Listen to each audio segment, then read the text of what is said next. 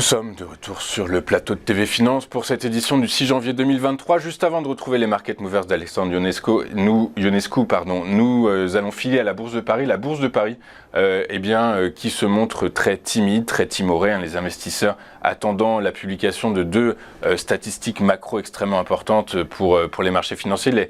D'abord, les perspectives, les prévisions d'inflation en zone euro qui seront publiées à 11h et des indicateurs sur le marché de l'emploi, les NFP, qui seront publiés à 14h30 heure de Paris. Voilà, donc dans cet environnement, le CAC ne prend que 0,06%. Les investisseurs attentistes, il se trade actuellement à 6765 points. Et dans cet environnement, quelles sont les valeurs qu'il faut avoir ou non en son portefeuille? Et puis pour répondre à cette question, je suis en duplex avec Alexandre Ionescu. Bonjour Alexandre. Bonjour Yann. Alors moi c'est Louis-Antoine, Yann c'est à la régie, mais c'est pas grave, on est de la même équipe. Alexandre, bonjour, mes meilleurs vœux d'abord dans un premier temps.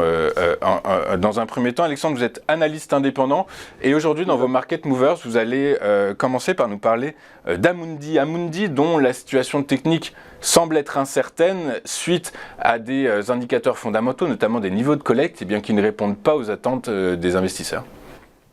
Tout à fait. Alors on peut voir graphiquement qu'Amundi a quand même subi une bonne tendance baissière depuis plus d'un an. Donc on peut voir qu'elle a marqué un point bas vers 40,50 €. Donc depuis, une jambe de hausse a été mise en place. Donc on peut voir que la tendance annuelle a été brisée. Et donc les cours aujourd'hui ont effectué un pullback sur la moyenne mobile à 200 jours.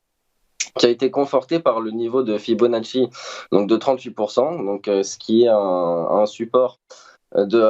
support rapide. Donc dans une tendance de reprise haussière, un support de 38%, c'est ce qui amènerait normalement à un palier haussier de plus. Donc normalement, la jambe de hausse qui a été effectuée devrait rejoindre aujourd'hui la résistance à 57,40 €.